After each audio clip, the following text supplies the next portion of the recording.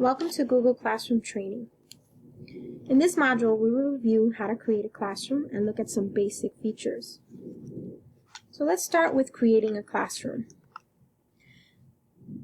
When you first create a classroom, this screen will be blank. But once you've created classrooms, you will see that you'll be able to view all of your classrooms in the home screen. Let's take a look at creating a classroom first. So here you will click on the plus sign, and it will either ask you to join a class or create a class. Joining a class, if you have a code, you'll be able to join someone else's class, but you can also provide your students with the code to join a class. But we'll talk about that a little bit later. Let's go ahead and create a class. Once you click the button, Create a Class will come up, and you're going to give your class a class name. For the purpose of this course, we will call this Training Class. Now, as you could tell, I have more than one world history class, so for me to differentiate between all of them, I give them a period number or period name. You can do that, but you're not required to.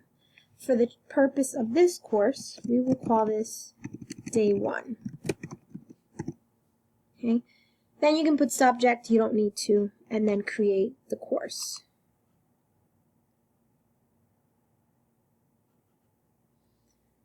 So once the course is created, you will get to the main screen.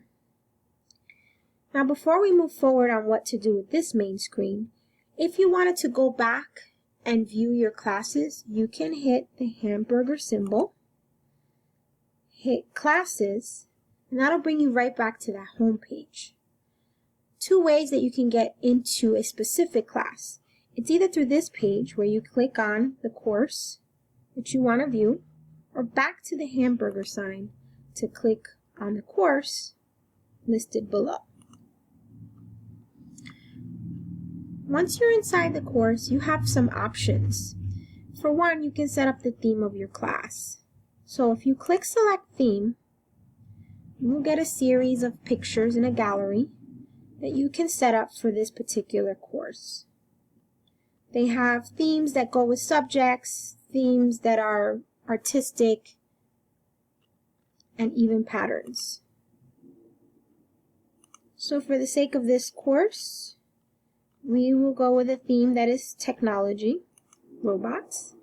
Select the class theme, and voila, you have a new theme. If you like to personalize it a little bit more, you can always upload a photo straight from your computer. Let's take a look at some of the basic features inside of your classroom. One option here is to view all work.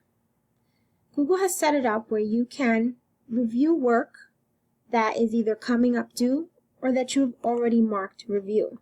This comes in handy because your stream is going to be full of information, so it'll be easier to just pull from a specific class and be able to review everything based on whether it's coming up due or whether you've already looked at it. Let's go back to our course.